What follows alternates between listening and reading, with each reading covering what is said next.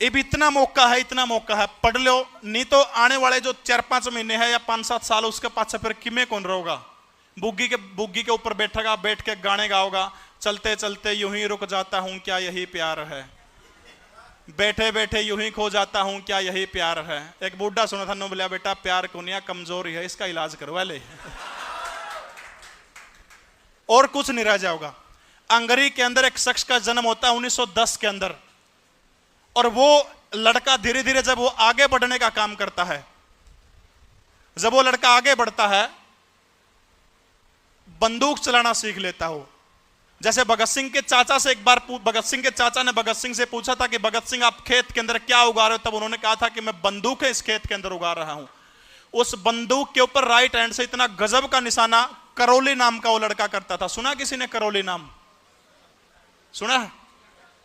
करौली नाम का वो लड़का बंदूक से निशाना लगाने का काम करता और इतना गजब का निशानेबाज है कि लगभग 24-25 साल की उम्र तक पूरे के पूरे हंगरी के अंदर उसके बराबर का कोई भी निशानेबाज नहीं है। नीति और मेहनत को आप सुनिए, समझिए, उसके बराबर का कोई भी निशानेबाज पूरे हंगरी के अंदर नहीं है। धीरे धीरे करके जब वो जिंदगी उसकी आगे बढ़ती है, तो आगे बढ़ते हुए वो बंदा हंगरी की आर्मी के अंदर भर्ती हो जाता है, एक हवलदार के पद के ऊपर। और वहां भी उस बंदे ने खेलना जारी रखा, संघर्ष करना जारी रखा। वो बंदा खेलते खेलते आर्मी के अंदर भी एक नंबर का शूटर बन जाता है। अब जितने भी हंगरी के अंदर राष्ट्रीय चैंपियनशिप होती है शूटिंग की, उसके अंदर वो बंदा गोल्ड लाने का काम करता है, पहले नंबर के ऊपर आने का काम करता है। हंगरी में जितनी भी प्रतियोगिताएं होती है, सारे के सारे प्रतियोगिताओं के अंदर 1936 के अंदर जब ओलंपिक खेल होने थे, तो 1936 के ओलंपिक खेलों में हंगरी को यह लगा था कि अब की बार करौली जाएगा और वास्तव में शूटिंग के अंदर हंगरी को गोल्ड दिलाने का काम करेगा। करौली गोल्ड दिलाएगा हंगरी को। लेकिन तभी एक ऐसी घटना घटती है कि जो जर्मनी की सेना जो थी उसकी तरफ से ऐलान कर दिया गया कि ऑफिसर रैंक से नीचे का कोई भी व्यक्ति ओलंपिक में भाग नहीं ले सकता। तो 1936 के ओलंपिक के अंदर उस बंदे का सपना टूट जाता है और उसके बाद ओलंपिक में जाने का सपना टूट गया। उसके बाद वो बंदा दिन रात लगातार राइट हैंड से मेहनत करता है, गोलियां चलाने का काम करता है, गजब की मेहनत करता है और जितने भी आसपास की राष्ट्रीय प्रतियोगिताएं होती है उन सबको जीतने का काम करता है। उन्हीं दिनों ये नियम चेंज कर दिया गया जर्मनी की सेना की तरफ से कि हवलदार नहीं, कोई भी व्यक्ति जो अच्छा प्रदर्शन करता है वो ओलंपिक के अंदर खेल सकता है। अब उस हवलदार के मन में उम्मीदें जगती है, लेकिन जिंदगी में एक ऐसी घटना हो जाती है, बात है 1938 की। 1936 के ओलंपिक में उसको भाग नहीं लेने दिया गया।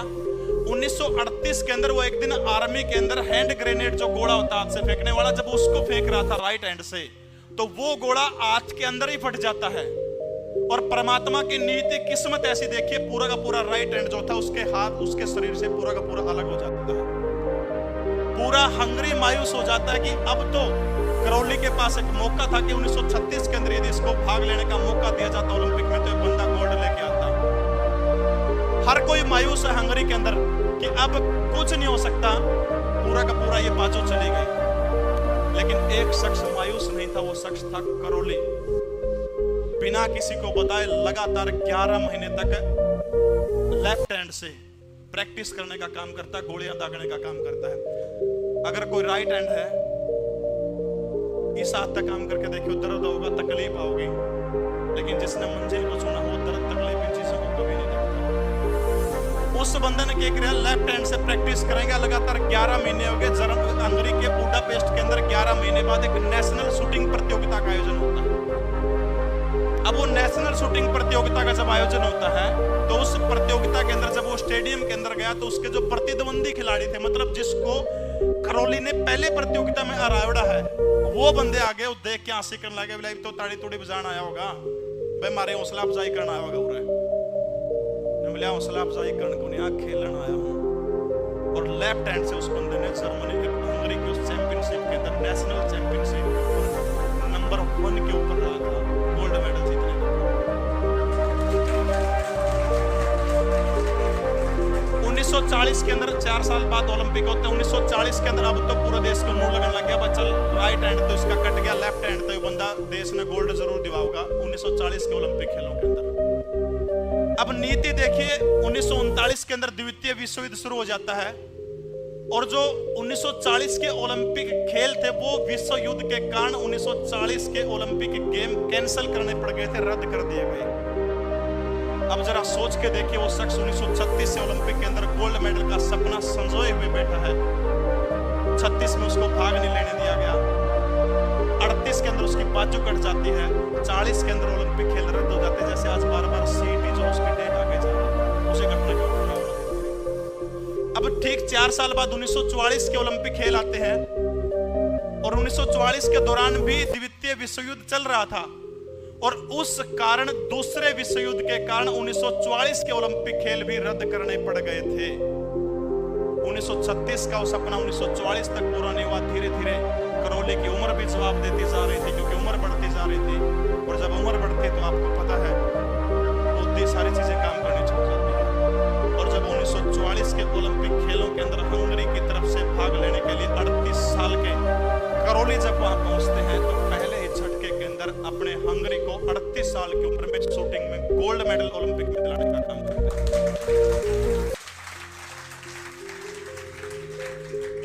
1948 में गोल्ड दिलाते हैं। उसके बाद में अगले 4 साल बाद फिर 42 साल की उम्र के अंदर हंगरी को दोबारा से शूटिंग के अंदर गोल्ड मेडल दिलाने का ओलंपिक के अंदर अब जरा एक बार आप अपने ऊपर लागू करके देख लीजिए, क्या आप किसी के पास ऐसी दिक्कत है कि आपका किसी का पूरा हाथ कटा हुआ या कोई भी अंग कटा हुआ किसी का है? किसी के साथ दिक्कत है? किसी को दिक्कत नहीं है? उसके बावजूद क्या आपकी परिस्थितियां उस शख्स जैसी हैं? नहीं है। उसके बावजूद भी आप लोग तैयारी नहीं करते। जो बच्चा मेहनत नहीं करता उसके बावजूद भी जब इतनी विकट परिस्थितियों में करौली जैसा बंदा ओलंपिक के अंदर गोल्ड दिला सकता है, सीईटी तो ओलंपिक जितना कठिन नहीं है। जब आप सुबह घर से बाहर निकलते हैं ना, घर की दहलीज से जब आप बाहर कदम रखते हैं तो सबसे पहले आपकी मां खुश होती है कि मेरा बेटा मेरी बेटी पढ़ने के लिए गया है, निश्चित रूप से वो सफल होकर लौटेगा। मां न गुन मेरा बस स्टैंड पे किसी छोरी के लग अंडा घर तक छोड़ गया उसने, वह तो नुए सोचा है कि सफल होकर लौटेगा। है सच्चाई। अगर आप दिल लगा के मेहनत करोगे, सबसे बड़ी चीज है कैया का समस्या यार हो याद कौन रंदी, याद हो जाएगी। किसी छोरी का फोन नंबर बता दे भी याद कर लेगा, 10 साल को बोल पर्सन याद को नहीं होंगे। सबसे बड़ी समस्या, अगर किसी बंदा का याद नहीं होता तो लिखना शुरू कर दो। जिंदगी में वो बंदा कभी भी हार नहीं मान सकता जो लिखना शुरू करेगा। ये सच्चाई है। आप अपने खुद के अपने हाथ से नोट्स तैयार करना शुरू करिए। जो बंदा खुद के नोट्स तैयार करेगा, जिस दिन आपके नोट्स किसी ने कोई बंदा आपके नोट्स मांग के पढ़ने लग गया, इसका मतलब आप सफलता की पहली सीढ़ी के ऊपर है। आपने अपने नोट्स तैयार कर लिए और वो कोई भी बंदा मांग के पढ़े कि तेरे नोट्स बढ़िया है मने दे दे, इसका मतलब आप सफलता के ऊपर सवार हो चुके हैं, सफल नहीं हुए। कदे कमेंट कर लो हाँ मेरे तो नोट्स बढ़वा गए। समझो मेरी बात। आप प्रथम विश्व युद्ध सुने होगा आपने। एक सैनिक हुआ करता था, शायद इंग्लैंड का था। उस सैनिक की याददाश्त चली जाती, लेकिन उससे पहले उस सैनिक की एक प्रेमिका हुआ करती थी। अपनी प्रेमिका से बहुत ज्यादा प्यार किया करता था वो सैनिक, और उस प्यार के अंदर वो अपनी प्रेमिका को लव लेटर लिखा करता था, पत्र लिखा करता था। अब जरा सोच के देखिए, कल्पना करके देखिए, जब वो सैनिक अपनी प्रेमिका को पत्र लिखा करता था, उसमें उसके हाथ में कलम हुआ करती थी, एक कॉपी हुआ करती थी, और एक उसकी प्रेमिका और एक वो, सिर्फ 4 चीजें हुआ करती थी। 5वीं चीज उसके कमरे में नहीं हुआ करती थी। इतने दिल से वो अपनी प्रेमिका को पत्र लिखा करता था। और प्रथम विश्व युद्ध में क्या हुआ, गोली लग जाती है, और गोली लगने से उसकी याददाश्त चली जाती है, बिल्कुल तरह से डैमेज हो जाती है उसकी याददाश्त। वो भूल जाता मैं कौन हूं, कहां से आया। भारत जैसी दुनिया, अपने देश में तो आपको पता है सरकारों का उदासीन रवैया रहा है। कितने सारे सैनिक जो हैं शहीद होने के बाद में उनके परिवार लटकते रह जाओ हैं, पेंशन खातिर बहुत सारी सुविधाएं अपना बेरा है। ये तो वीरों की धरती है महेंद्रगढ़। तो वहां की सरकारें अपने सैनिकों का, नागरिकों का बहुत गजब का ख्याल रखती है। तब वहां की सरकार ने देखा कि कैसे तैसे करके इस बंदे की याददाश्त तो वापस लानी पड़ेगी। तब क्या किया गया, उसके जब बैकग्राउंड को खंगाला गया तो ये देखा गया कि ये बंदा, एक इसकी प्रेमिका हुआ करती थी, उससे बेहद प्यार किया करता था। उसके पत्रों को ढूंढा गया, और जब उस पत्रों को लाया गया, एक एक करके हर रोज उसको पत्र पढ़ के सुनाए जाने लगे, जो उसने अपनी प्रेमिका को तन्मयता के साथ लिखे थे। वो जब जैसे जैसे पत्थर पड़ के सुनाते गए, धीरे धीरे धीरे करके उसकी यादाश्त वापस आती गई। जरा सोच के देखिए, अपनी प्रेमिका से कितना प्यार करता था। आप भी अपनी प्रेमिका से उतना ही प्यार करिए। आपकी प्रेमिका आपकी जॉब है, मेरी बात समझ रहे नहीं समझ रहे आप? आपकी नौकरी, आपकी प्रेमिका, आप उससे प्यार करिए। और यदि दिल से आप कमरे में सिर्फ आपकी कॉपी किताब और आप होंगे, तो दुनिया की कोई भी ताकत नहीं है जो आपको आने वाले 3 से 4 महीने के अंदर आपको जॉब लेने से रोक दे। मैं गारंटी दावे के साथ आप चैलेंज करके जाऊं। लेकिन करना पड़ेगा। आप लोग इतने बढ़िया इंस्टीट्यूट के अंदर आज आए हैं, मंजीत सर है, पूरी की पूरी एकेडमी गजब के सारे टीचर। नहीं तो आजकल इतना बेखड़ खाना हो रहा है टीचिंग के मामले में, खासतौर पर ऑनलाइन देखो तुम। मतलब व्यू बढ़ाने के चक्कर में मैडम बुला के उड़ता चैन खुलवाई दे थोड़ी, इतना बूंदा काम हो रहा है। मैं अपना लाभ सिंह सर जानो, लाभ सिंह सर ने, मैं लाभ सिंह सर ने, मैं सर जी देखो नूनू काम करने लग रहे हैं, आप भी कि मैं करो। उन्होंने बोला भाई मास्टर बदल लो, मेरे बस की बात को लिया। यानी इस तरह के कुषड्यंत्र एजुकेशन के मामले में किए जा रहे हैं। लेकिन आप इतने बड़ी पलक इंस्टीट्यूट के अंदर आप लोग आए हैं, एक चीज की मैं आपको गारंटी दे के जाता हूं, अगर किसी भी बच्चे के पास में फीस में बच्चा कोई कमजोर है, यदि वित्तीय रूप से आपके पास में पैसे नहीं है, तो पलक इंस्टीट्यूट आपको भगाएगा नहीं कि आप भागिए फीस लेके आइए। देखो खर्चे इनके भी हो, इतने बड़े बड़े हो, सारी चीजें हैं। 90 509 61 500 मेरा नंबर है। फीस के कारण किसी भी बालक ने बजाओ तो मेरे द्वारा फोन कर लियो, दोबारा इस एकेडमी में पैर बंद करूंगा।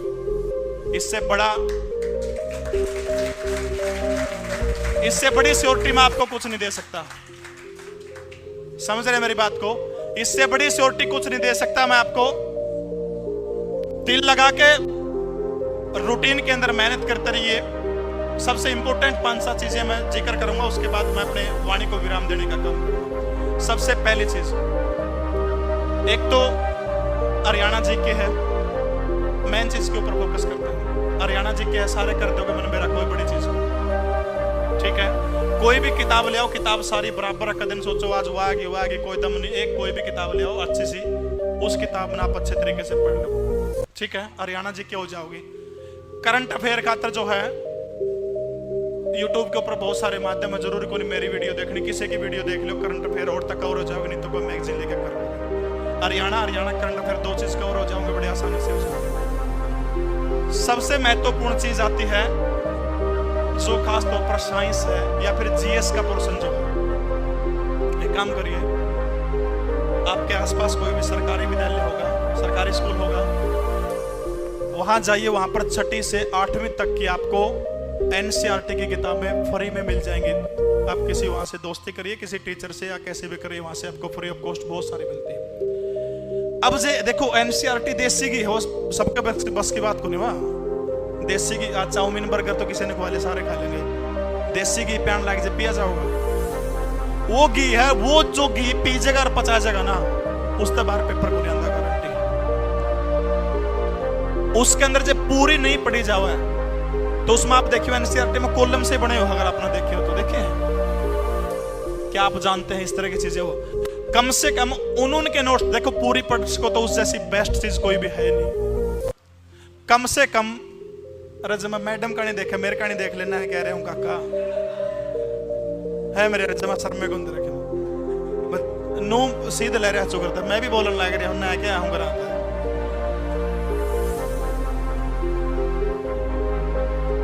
उस एनसीईआरटी दोबारा आप एक काम करके देखिए, पिछले प्रीवियस पेपर आप उठा के देखिए।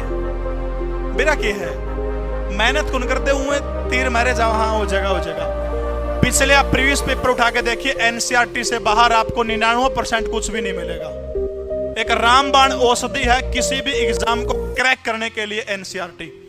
अपने खुद के उसके नोट्स बनाने शुरू करिए, कॉपी रजिस्टर लेके आइए, खुद के सेल्फ नोट्स बनाइए। 2-2 घंटे 3-3 घंटे जितना आप पढ़ सकते हैं उतना पढ़ने का काम करिए। हर सब्जेक्ट के अलग अलग कॉपी में अलग अलग नोट्स बनाइए। और एनसीईआरटी को आप रिवीजन करके जब आगे जाओगे, उसके बाद जब आपकी तैयारी हो जाती है, तो अगला कदम आपका है, आपने करना क्या है? Practice practice practice practice. किसी भी आप कोई भी बुक स्टोर पे जाओगे, 100 प्रैक्टिस सेट की किताब मिल जाओगी, किसी के ले आओ, ठीक है? वो ले आके अपना स्कोर लगाओ उसके अंदर। स्कोर देखो कितना हो भाई, 100 में तो 40 बना है, 70 बना है, 80 बना है, कितने बना है। घबराना नहीं है, कदे घबरा जाओ। वो स्कोर देख के उसके बाद आपने नुमेरा लग जाओगा कि मेरे इस सब्जेक्ट में कम नंबर बनाया करें। समझो मेरी बात है। वो जितने जड़ तक कम नंबर बना उसे सब्जेक्ट के ऊपर फोकस करने का काम करो। बार बार जो बंदा जितनी ज्यादा प्रैक्टिस करेगा, हाँ एग्जाम में बैठने से पहले आपको हरियाणा का इतिहास बताता हूँ। लगभग 250 पेपर हो चुके हैं, सारे के सारे पेपर तो हम देखा है कौन सा भी जब के कर दिया, एनालाइज तो करने का काम करा। हरियाणा एसआई का पेपर देखा होगा, दिया किस किसने दिया था? सब इंस्पेक्टर का पेपर। मेल की बात मैं कर रहा हूँ, फीमेल का मेल का दिया होगा। एक चीज उठा के देखिए आप मेरे कहने से, वो पेपर अब वाला और एसआई से पहले उस महीने में लगातार पेपर हुए थे, अगर आपने ध्यान दिया तो। वो पेपर आप उठा के देखना सारे के सारे, लगभग आपको ज्यादा तो मैं नहीं कहूंगा, 12 से 13 क्वेश्चन नुक्के नु मिल जाओगे, बस स्टेटमेंट चेंज है थोड़ा सा घुमा के। 12-13 प्रश्न अपना नुक्के नु मिल गए। प्रीवियस ईयर ने उठा के आप देखोगे एसआई से पहले, जिसने 12-13 का फायदा मिल गया, इतने तो कौन सा रंधा बने होगा। 12-13 नंबर का गैप है, रवा किसी का। अगर जब 12-13 नंबर का कट ऑफ तक गैप रहो, फिर तो दूध बेचने में फायदा और कि मैं धंधा कर लो। जिसने 2-2, 3-3 साल तैयारी कर दन हो गए, फिर भी 12-13 नंबर का गैप रहो, कोई दम वाली बात नहीं। कहने का मतलब क्या है, एचएसएससी ने जितने प्रीवियस पेपर लिए हैं उन सबका मैं को लिख जाओ। Math, reasoning, science, Hindi, English, सारी चीज नुक्के नु, उसके अंदर से आप निकल जाओ। Previous paper plus practice set और प्लस आपकी सीटिंग। कंपनी भी आपकी डिपेंड करती है लाइब्रेरी में बैठ के कि दोनों कौन बैठ रहे हैं। समझो मेरी बात ने। अगर जो जिंदगी के 3-4 महीने है ना, सब कुछ भूल के सिर्फ अपने माँ बाप की तरफ देख के आप लोग सिर्फ 3-4 महीने के अंदर तैयारी करोगे, ये जो फेसबुक वगैरह, सोशल मीडिया वगैरह इन्हें बंद कर दो, कुछ नहीं मिलता। खुद मार्क जुकरबर्ग जिसने फेसबुक बनाई, वो कहता कि मैं ऐसा इंसान हूं जिसने पूरी दुनिया को एक अंगूठा नामक बीमारी देने का काम कर दिया। ताश खेलना आप देखिए, अब खेल दे ताश है, 2 घंटे खेल के देख लियो ताश, 3 घंटे कि मैं लिकड़ेगा कि मैं कौन लिकड़दा। फेसबुक 3 घंटे चला के देख लियो कि मैं कौन लिकड़दा। हाँ एक आधा की गणिया अच्छी किस्मत है उसका तो बेसिक लिकड़े हुआ नहीं, बाकी चांस नहीं है।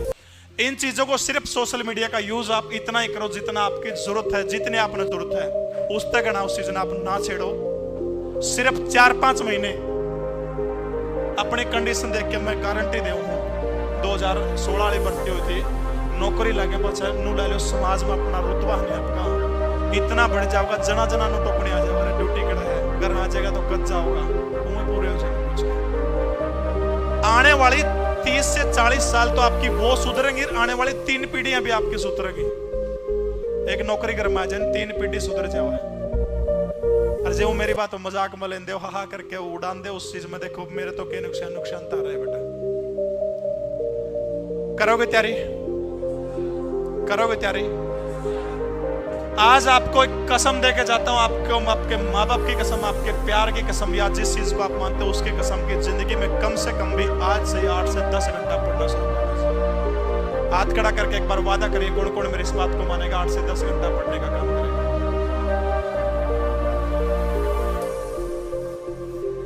वेरी गुड, बहुत बढ़िया। जो भाई शोर ना करो शाबाश, जो नहीं कर रहे उनसे भी रिक्वेस्ट है, किसी भी प्रकार की तैयारी के अंदर पलक इंस्टीट्यूट जो है आपकी बिल्कुल हर सब्जेक्ट के अंदर हर चीज में आपकी मदद करेगा। जहां मेरी आवश्यकता पड़ेगी आपको हर मौके के ऊपर आपको खड़ा मिलूंगा। जहां मनदीप सर हैं, मंजीत सर हैं, या भी फौजी साहब हैं, सर हैं, जो भी हमारे स्टाफ है पलक एकेडमी का, जहां भी आपको जिस भी मोड पे इनकी जरूरत पड़ेगी, आपको अग्रिम पंक्ति के अंदर ये लोग खड़े मिलेंगे। इन्हीं पंक्तियों के साथ आप सभी यहाँ पहुंचे, आप सभी का हृदय के गहराइयों से अभिनंदन करता हूँ। इतना स्वागत करने के लिए मैं पलक एकेडमी महेंद्रगढ़ का भी बिल्कुल नतमस्तक होकर आप सभी का बहुत बहुत धन्यवाद करता हूं। बस इसी वादे के साथ आपसे जा रहा हूं, अगली बार जब भी आप मेरे को मिलेंगे तो अधिकतर आप में से आपके हाथ में जॉब होनी चाहिए। कोशिश करोगे, करोगे कोशिश, बिल्कुल कोशिश करोगे तो दुनिया की कोई भी ताकत आपको रोक नहीं सकती। ये वास्तविकता है। कोशिश करते रहिए, सफलता आपके कदम जरूर चूमेगी। इन्हीं शब्दों के साथ आपका बहुत बहुत धन्यवाद। जय हिंद, भारत माता की जय।